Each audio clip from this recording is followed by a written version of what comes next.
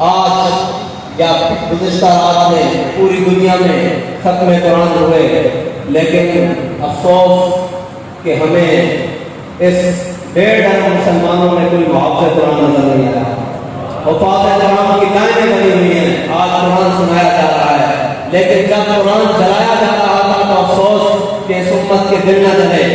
اور اس امت کے حکمران بے حسی کی زندگی سوتے رہے، بے حسی کی نیند سوتے رہے، بے حسی کی چادر اوڑھ کے بیٹھے رہے۔ کوئی قرآن کا محافظ زبان تک نہ دراز کر سکا، کوئی زبان تک نہ کھول سکا کہ اوے بھائی رک جاؤ، پوری دنیا میں لوگ کہتے ہیں مسلمان دہشت گرد ہیں۔ میں نے کہا مسلمانوں سے بڑا امن پسند کون ہے کہ جن کی کتاب جس کے اندر زیر زبر کبھی آج تک فرق نہیں آیا، اس کے اندر تحریف نہیں ہو سکی، اس کتاب کو نظر آتش کیا گیا، لیکن پوری دنیا میں سے کسی مسلمان نے جواب میں بائبل، قرآن، انجیل، زبور کو کسی کو نہیں ہاتھ لگایا۔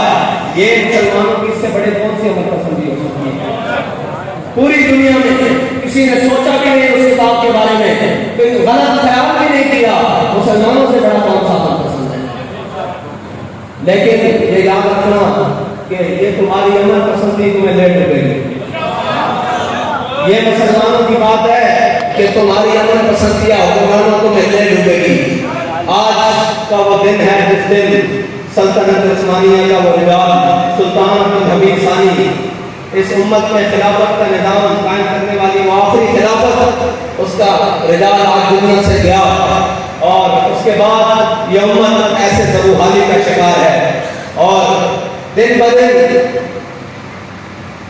بالکل پستی کا شکار ہے۔ اس کی وجہ یہ ہے کہ ہم نے قرآن پڑھا تو ہے لیکن اس کو سمجھا نہیں کہ قرآن کہتا کیا ہے۔ قرآن تو کہتا ہے کہ وَلَقَدْ نَصَرَكُمُ اللَّهُ بِبَدْرٍ وَأَنْتُمْ أَذِلَّةٌ، کہ جب تم 308 ہو، گنتی میں تمہیں 313 گنا جا رہا ہو، 8 تلواریں ہو، 2 گھوڑے ہو، ہم تمہیں 1000 کے مقابلے میں فتح دے دیتے ہیں، لیکن قرآن پڑھنے والا ہے کون؟ سمجھنے والا ہے کون؟ جس قرآن کو لے کر اکرمہ بن ابی جہل ہو،